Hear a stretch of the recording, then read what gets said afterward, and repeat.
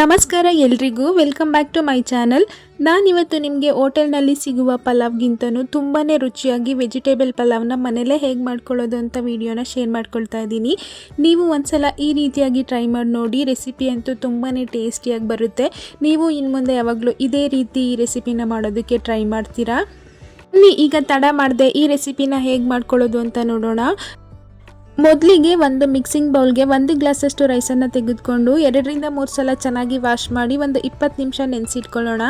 ಈಗ ಇದಕ್ಕೆ ಒಂದು ಮಸಾಲೆನ ರೆಡಿ ಮಾಡ್ಕೊಳ್ಬೇಕಾಗುತ್ತೆ. ಸ್ಟವ್ ಆನ್ ಮಾಡಿಕೊಂಡು ಒಲೆ ಮೇಲೆ ಒಂದು ಪ್ಯಾನ್ ಇಟ್ಕೊಂಡು 1 ಟೇಬಲ್ ಸ್ಪೂನಷ್ಟು ಎಣ್ಣೆನ ಸೇರಿಸ್ಕೊಂಡಿದ್ದೀನಿ. ಎಣ್ಣೆ ಬಿಸಿಯಾಗಿದ್ದಾದಮೇಲೆ ಒಂದು ಮೀಡಿಯಮ್ ಸೈಜ್ ಈರುಳ್ಳಿನ ಈ ರೀತಿ ಸ್ಲೈಸಾಗಿ ಕಟ್ ಮಾಡಿ ಸೇರಿಸ್ಕೊಂಡಿದ್ದೀನಿ. ಹಾಗೆ ಇದ್ರ ಜೊತೆಗೆ ಒಂದು ಅರ್ಧ ಇಂಚಷ್ಟು ಶುಂಠಿನ ಸಣ್ಣದಾಗಿ ಕಟ್ ಮಾಡಿ ಸೇರಿಸ್ಕೊಂಡಿದ್ದೀನಿ. ಹಾಗೆಯೇ ಇದ್ರ ಜೊತೆಗೆ ಒಂದು ಸಣ್ಣ ಗಡ್ಡೆಯಷ್ಟು ಬೆಳ್ಳುಳ್ಳಿನ ಪೂರ್ತಿಯಾಗಿ ಸಿಪ್ಪೆ ತೆಗೆದು ಸೇರಿಸ್ಕೊಂಡಿದ್ದೀನಿ. ಇದೆಲ್ಲನೂ 1 ನಿಮಿಷ ಚೆನ್ನಾಗಿ ಫ್ರೈ ಮಾಡ್ಕೊಳ್ಳೋಣ. ಇದನ್ನೆಲ್ಲ 1 ನಿಮಿಷ ಚೆನ್ನಾಗಿ ಫ್ರೈ ಮಾಡ್ಕೊಂಡಿದ್ದಾದಮೇಲೆ ಖಾರಕ್ಕೆ 3 ಹಸಿರು ಮೆಣಸಿನ್ಕಾಯಿನ ಸೇರಿಸ್ಕೊಳ್ತಾ ಇದ್ದೀನಿ.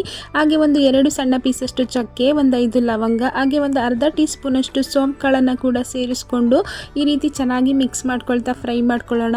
ನಾವು ಈ ರೀತಿ ಮಸಾಲೆನ ಫ್ರೈ ಮಾಡಿಕೊಂಡು ಈ ಪಲಾವ್ನ ಮಾಡ್ಕೊಳ್ಳೋದ್ರಿಂದ ರುಚಿಯಂತೂ ತುಂಬಾ ಚೆನ್ನಾಗಿ ಬರುತ್ತೆ.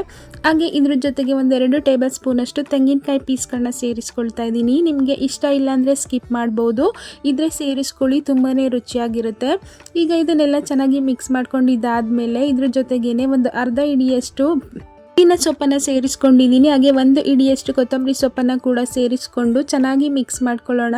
ಚೆನ್ನಾಗಿ ಮಿಕ್ಸ್ ಮಾಡ್ಕೊಂಡಿದ್ದಾದಮೇಲೆ ಸ್ಟವ್ ಆಫ್ ಮಾಡಿಕೊಂಡು ಇದನ್ನು ಕಂಪ್ಲೀಟಾಗಿ ತಣ್ಣಗಾದ್ಮೇಲೆ ಮಿಕ್ಸಿ ಜಾರ್ಗೆ ಸೇರಿಸ್ಕೊಂಡು ಗ್ರೈಂಡ್ ಮಾಡ್ಕೊಳ್ಬೇಕಾಗುತ್ತೆ.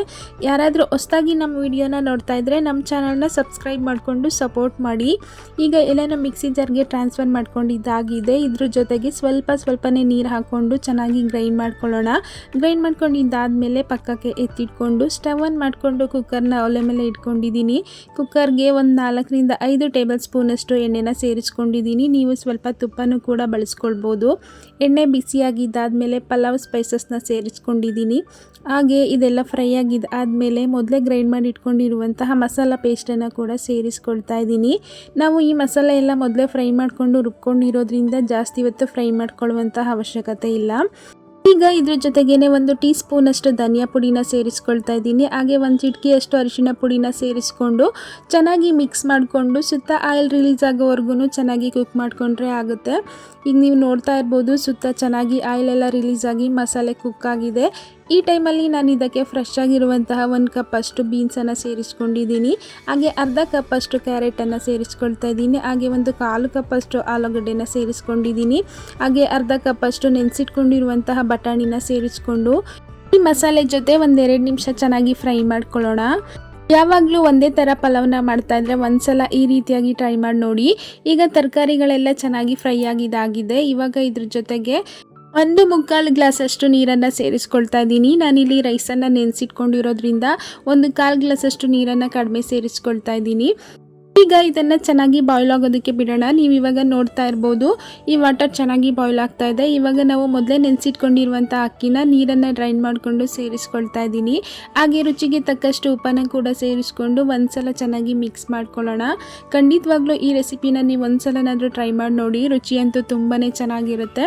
ಹಾಗೆ ಒಂದು ಅರ್ಧ ಹೋಳಷ್ಟು ನಿಂಬೆಹಣ್ಣಿನ ರಸನ ಕೂಡ ಸೇರಿಸ್ಕೊಳ್ತಾ ಇದ್ದೀನಿ. ನೀವು ಟೊಮೊಟೊನ ಕೂಡ ಸೇರಿಸ್ಕೊಳ್ಬೋದು ಅಥವಾ ಮೊಸರಿದ್ರೆ ಅದನ್ನು ಕೂಡ ಸೇರಿಸ್ಕೊಳ್ಬೋದು. ಈಗ ಒಂದ್ಸಲ ಚೆನ್ನಾಗಿ ಮಿಕ್ಸ್ ಮಾಡಿಕೊಂಡು ಕುಕ್ಕರ್ ಮುಚ್ಚಳನ ಮುಚ್ಚಿ ಮೀಡಿಯಂ ಹೀಟ್ನಲ್ಲಿ 2 ವಿಷಲ್ ಕೂಗಿಸ್ಕೊಳ್ಳೋಣ. ಈಗ ಕುಕ್ಕರ್ ವಿಷಲ್ ಆಗಿ ಕಂಪ್ಲೀಟಾಗಿ ಕೂಲ್ ಆಗಿದೆ. ಈಗ ಓಪನ್ ಮಾಡಿ ನೋಡೋಣ. ನೀವು ನೋಡ್ತಾ ಇರ್ಬೋದು ಪಲಾವ್ ಎಷ್ಟು ತುಂಬಾ ಚೆನ್ನಾಗಿ ರೆಡಿಯಾಗಿದೆ ಅಂತ. ಇವಾಗ ಇದನ್ನು ನಿಧಾನವಾಗಿ ಮಿಕ್ಸ್ ಮಾಡ್ಕೊಳ್ಳೋಣ. ರೈಸು ಅಷ್ಟೇ ಉದುದ್ರಾಗಿ ತುಂಬಾ ಚೆನ್ನಾಗಿ ಬೆಂದಿದೆ. ಮುದ್ದೆ ರೀತಿಯೆಲ್ಲ ಆಗಿಲ್ಲ. ನೀವು ನೋಡ್ತಾ ಇರ್ಬೋದು, ಇಷ್ಟೇ ಕ್ವಾಂಟಿಟಿಲಿ ಮಾಡ್ಕೊಳ್ಳಿ, ಸಖತ್ತಾಗಿ ಪರ್ಫೆಕ್ಟಾಗಿ ಪಲಾವ್ ರೆಡಿಯಾಗುತ್ತೆ. ಪಲಾವ್ ಜೊತೆಗೆ ಮೊಸರು ಬಜ್ಜಿ ಅಂತೂ ತುಂಬಾ ಒಳ್ಳೆ ಕಾಂಬಿನೇಷನ್ ಅಂತಲೇ ಹೇಳ್ಬೋದು. ಅಥವಾ ಚಟ್ನಿ ಜೊತೆಗೂ ಕೂಡ ನೀವು ತಿನ್ಬೋದು, ತುಂಬಾ ರುಚಿಯಾಗಿರುತ್ತೆ. ಮಿಸ್ ಮಾಡದೆ ಈ ರೆಸಿಪಿನ ನೀವು ಒಂದ್ಸಲ ಟ್ರೈ ಮಾಡಿ. ಹೇಗೆ ಬಂದಿತ್ತು ಅಂತ ಕಮೆಂಟ್ ಮಾಡಿ ತಿಳಿಸೋದನ್ನು ಮರಿಬೇಡಿ. ವಿಡಿಯೋ ಸ್ವಲ್ಪನಾದರೂ ಇಷ್ಟ ಆಗಿದ್ರೆ ಲೈಕ್ ಮಾಡಿ, ಶೇರ್ ಮಾಡಿ, ಕಮೆಂಟ್ ಮಾಡಿ. ನಮ್ಮ ಚಾನಲ್ನ ಸಬ್ಸ್ಕ್ರೈಬ್ ಮಾಡಿಕೊಂಡು ಸಪೋರ್ಟ್ ಮಾಡಿ. Thanks for watching.